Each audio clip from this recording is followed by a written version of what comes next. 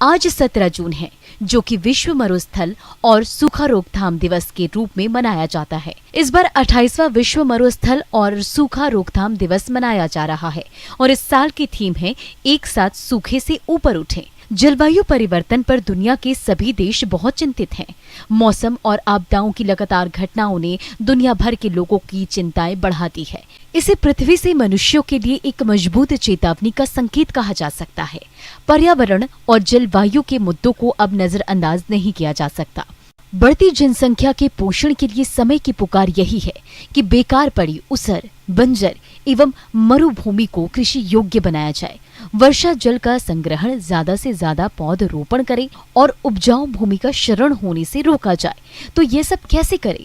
इसके लिए देखिए अन्नदाता कार्यक्रम की ये खास प्रस्तुति।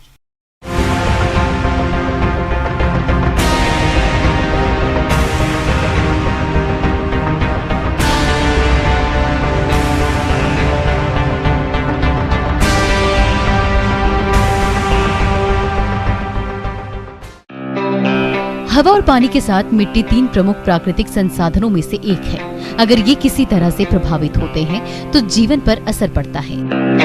आज हम मिट्टी की बात करेंगे, जिस पर पेड़ पौधे और फसलें उगाई जाती है, जिससे हर जीव को जीने के लिए खाद्य पदार्थ मिलते हैं। ऐसे में अगर हमारी मिट्टी ही खराब होने लगे तो विकट समस्या आ जाएगी। आज मरुस्थलीकरण एवं सूखा प्रतिरोध दिवस है, यानी आज मिट्टी को खराब होने से बचाने के लिए लोगों को जागरूक करने का दिन है।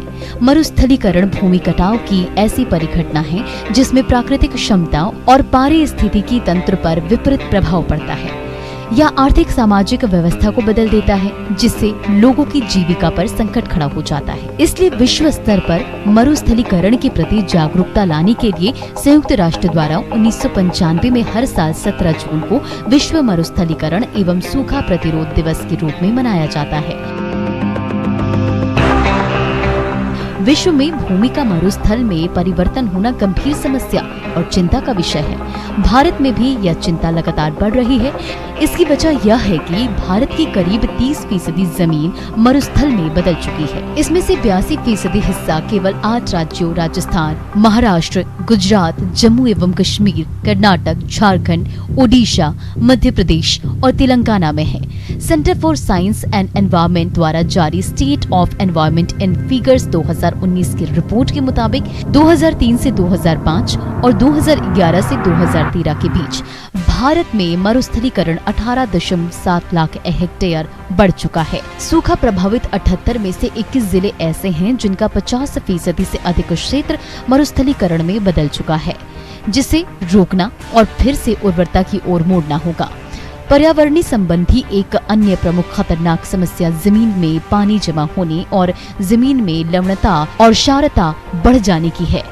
मैदानी क्षेत्रों में खारी भूमिगत जल से सिंचाई की वजह से लवणता और क्षारता की जबरदस्त समस्या उत्पन्न हो गई है। हम आपको बता दें कि मिट्टी की ऊपरी 20 सेंटीमीटर मोटी परत ही हमारे जीवन का आधार है। गहन कृषि के कारण 1980 से अब तक पृथ्वी की 1/4 उपजाऊ भूमि नष्ट हो चुकी है और 1% प्रति वर्ष की दर से नष्ट हो रही है, जिसमें रासायनिक उर्वरकों और दवाओं के प्रयोग से मिट्टी का स्वास्थ्य खराब होना शामिल है। बढ़ती जनसंख्या से कृषि भूमि पर दबाव बढ़ रहा है। अनुमान है कि विश्व की जनसंख्या 2050 में 9 अरब हो जाएगी, अर्थात अगले 30 वर्षों में पृथ्वी पर 2 अरब लोग बढ़ जाएंगे। ऐसे में खाद्यान्न उत्पादन में 40% की वृद्धि करनी होगी और इसका अधिकांश हिस्सा उस उपजाऊ मिट्टी पर लगाया जाएगा जो कुल भूभाग का 11% ही है। प्राकृतिक और मानवीय गतिविधियों में तेजी के कारण उपजाऊ जमीन का मरुस्थल में बदलाव खाद्यान्न उत्पादन के तहत अब नई भूमि लाना संभव नहीं है। जो भूमि बची है वह भी तेजी से क्षरित हो रही है। संयुक्त राष्ट्र खाद्य एवं कृषि संगठन के अनुसार प्रति वर्ष 27 अरब टन मिट्टी कटाव, जल भराव, क्षारीयता के कारण नष्ट हो रही है। मिट्टी की यह मात्रा 1 करोड़ हेक्टेयर कृषि योग्य भूमि के बराबर है। यदि भूक्षरण की यही गति जारी रही तो अगले 30 वर्षों में विश्व को खाद्य पदार्थों की भीषण कमी का सामना करना पड़ेगा। इसकी रोकथाम के लिए अभी से ही इसे रोकने की ओर कदम उठाने होंगे। विश्व मरुस्थलीकरण वर्ल्ड डिजर्टिफिकेशन डे, और इस प्रोग्राम में सबसे ज़रूरी ये है कि लोगों को जागरूक करना, कि लोग जागरूक होकर के इसको ये करें कि कैसे हम इसको कम करेंगे। क्योंकि अगर ये बढ़ता है तो भारत जैसे विशाल जनसंख्या वाले देश में सबको खिलाने के लिए जितना अन्न चाहिए वो अन्न नहीं मिलेगा। और इसमें हमको कई सारे कंपोनेंट हैं, कई सारे इसके अवयव हैं जिसको कि हमको ध्यान देना पड़ेगा। जैसे सबसे पहले हम शुरू करें कि पेड़ लगाने का कार्यक्रम शुरू करें, क्योंकि जो हम पेड़ नहीं लगाएंगे तो पेड़ों से ही ऑक्सीजन कार्बन डाइऑक्साइड का बैलेंस मेंटेन होता है। पेड़ों से ही जो है हमारे जो पर्यावरण शुद्ध होता है और उसी से वर्षा होने की संभावना भी नियमित संभावना रहती है वर्षा होने की। दूसरी चीज़ जो शुरू होती है सिंचाई की व्यवस्था। हमको जो हमारा बहुत सारा पानी जो रेन होता है ये बेकार समुद्र में चला जाता है, इसके ऊपर विशेष ध्यान देना होगा। तो रेन वाटर हार्वेस्टिंग ये बहुत इम्पॉर्टेंट कंपोनेंट है और इसको हमको वर्षा के पानी को रोक करके और कृषि के कार्यों में बढ़ाना होगा, क्योंकि हम देख रहे हैं कि सूखा इतना होता जा रहा है, सूखा बढ़ता जा रहा है और उसके चलते हमारी जो कृषि योग्य भूमि है वो मरुधर में बदल रही है। तो वो हमको बहुत ध्यान देना होगा। इसलिए हमको ड्रिप इरिगेशन है या इरिगेशन के तरह तरह की चीज़ें हैं, हम ध्यान दें इजराइल को। तो इजराइल जैसा देश जहाँ पानी की नितांत कमी है, इसके बावजूद भी वो अपनी सारी आवश्यकताएं, वो चाहे पीने का हो या एग्रीकल्चर का हो, कम से कम पानी में अधिक से अधिक वहाँ पर उपज हो रही है। और इसीलिए जो एक कहावत है कि मोर क्रॉप पर ड्रॉप, ये कहावत बहुत ही चरितार्थ होगी आज के दिन में। हम लोग इसको ज़रूर ध्यान दें और इजराइल से सीखने की ज़रूरत है हमको कि कैसे कम पानी में अधिक से अधिक हम फसल लेंगे, अधिक से अधिक उपज होगी। जहाँ की 1300-1400 मिलीमीटर बारिश हो रही है और पानी सारा हमारा बेकार हो जा रहा है, तो उसको हम सरकार के लोग, कृषि विश्वविद्यालय के लोग, कृषि विज्ञान केंद्र से जुड़े लोग और अन्य जो स्टेक होल्डर्स हैं, और हम ये सारे लोग मिल करके लोगों को जागरूक करें कि जो तालाब हमारे हैं यहाँ वहाँ गांव में या इधर उधर, उन तालाब में पानी रुके, और पानी रुकेगा तो कृषि योग्य कृषि के काम में ही आएगा। तो मैं इन सारी चीज़ों पर अपने सभी स्टेक होल्डर को बार बार ये कर रहा हूँ कि वो उस पर ध्यान दें।